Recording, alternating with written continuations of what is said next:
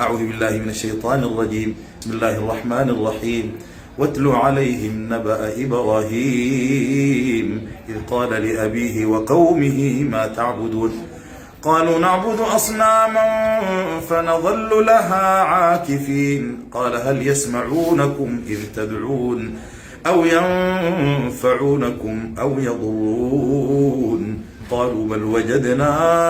آباءنا كذلك يفعلون قال أفرأيتم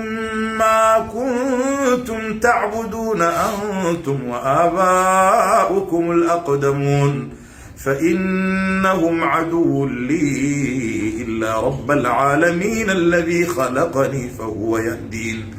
والذي هو يطعمني ويسقيني وإذا مرضت فهو يشفين والذي يميتني ثم يحيين والذي أطمع أن يغفر لي خطيئتي يوم الدين رب هب لي حكما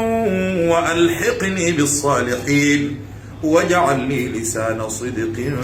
في الآخرين واجعلني من ورثة جنة النعيم واغفر لأبي إنه كان من الضالين ولا تخزني يوم يبعثون يوم لا ينفع مال